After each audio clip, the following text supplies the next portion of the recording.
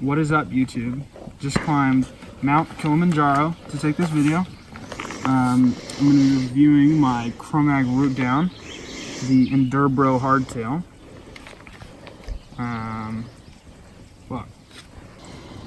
So just to rattle off the build of the bike, starting off 27.5 inch plus wheels, went with 27.5 by 2.8 inch tires. I decided to go 27.5 instead of 29, which is what the Chromag is. I wouldn't say it's intended for. You can run either, simply because I wanted the small blunt sensitivity of the 27.5 plus. They're also a little more fun and flexible in the air, in my opinion, versus a set of 29s. Up front, I threw MRP ribbon coil, short offset, which is kind of a new thing for 2019. So it's 41 mil offset instead of 51. I went with coil because I wanted the small blunt sensitivity that it has compared to air. Especially when you're riding a hardtail, you want to kind of eat up the chatter of the trail. I'm running full D cockpit, so black label bars, pretty short 35 mil copperhead stem. As you make your way down, well, the heart of the bike is obviously going to be the steel frame. It's a 4130 chromoly steel. The reason why I went steel instead of carbon or aluminum was simply because it dampens vibration and it's really reliable. So I was able to get kind of the best aspects of the aluminum and the carbon with steel. Full GX Eagle drivetrain, so that's GX Eagle crank, derailleur, cassette, shifter, SRAM, guide RSC, brakes. I went with a set of Candy 3 pedals. I've been running Crank Brothers on every single one of my bikes since I started riding. And then I got one of the new 1-Up components dropper. I went with 150 mil travel. One thing I would change on this bike would be going to a longer 170. I went with a medium large size frame. I'm 5'8", and I have never been able to run a 150 on any bike, so I assumed that 170 would be too long. I should have gone with 170. So this wheel set that I have on it is my first custom wheel set I built. I was working at a shop for a while, and ended up getting one of the mechanics there to teach me how to build wheels. So far they're still rolling, so I did a pretty decent job. But I went with a set of Hope Pro 4 hubs.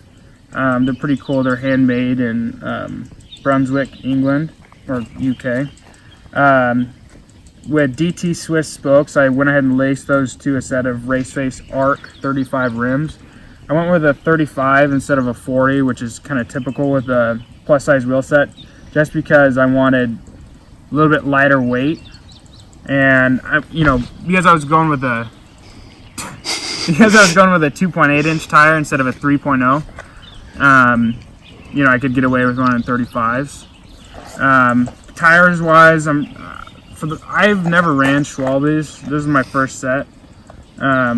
I'm running a Magic Mary up front and a Hans Dampf in the rear, both with the snakeskin casing. Just because I'm riding a hardtail, you put a little bit more abuse on the tires themselves, so I didn't want to go with a lighter weight like trail or cross country casing. Another cool thing I did, which I started on this bike, well, I did it first on this bike, and since then I put it on my other bike as well, as a 1-Up Components EDC tool. It's essentially just a little tool that you can keep in your headset at all times. I also got a backcountry research strap, just to hold a tube and CO2, so whenever I go riding I never have to worry about getting stranded anywhere. Yeah, so, all right. Put that in, but you got to make it go like I'm like getting mosquitoes. Yeah, I feel you. So essentially the reason why I bought this bike, I wanted to do a full custom build. This was the first one I'd ever done. I've owned quite a few bikes, and I've always bought them through a shop, and they were just, you know, stock bikes. The reason why I wanted to do my own custom one was because I wouldn't say I have a unique taste, but I like what I like. So building custom, you spend a little bit more money, but you never have to replace anything or upgrade anything because it's everything you want.